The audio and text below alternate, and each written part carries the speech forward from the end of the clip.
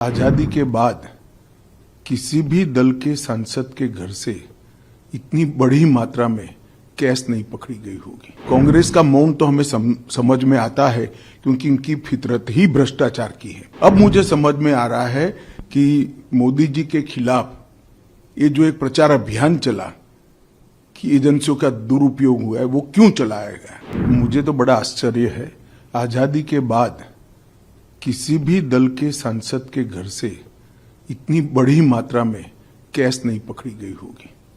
सैकड़ों करोड़ों रुपए का कैश सांसद के घर से मिलता है और पूरा इंडी अलायंस मौन है इस करप्शन पर।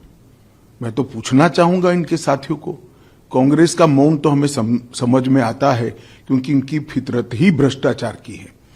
परंतु चाहे तृणमूल कांग्रेस हो, चाहे जेडीयू हो, चाहे आरजेडी हो, ये सारे दल डीएमके सहित चुप बैठे हैं।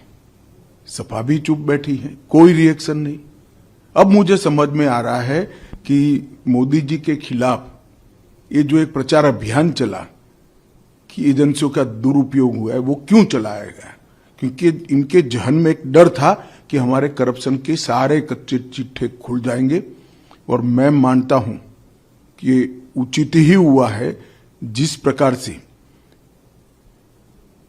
इतनी विपुल मात्रा में भ्रष्टाचार झारखंड जैसे गरीब राज्य में हो रहा है, वो आंख खोलने वाला है। और ये जो राजनीतिक प्रोपेगेंडा करते हैं एजेंसियों के दुरुपयोग का, उनको ये अपने आप ही उनके ही कृत्य से जवाब मिल गया है।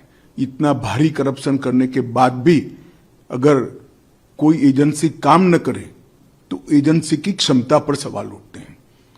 और मैं मानता हूं कि राहुल गांधी से लेकर इंडी अलायंस के सभी लोगों ने इसका जवाब देना चाहिए।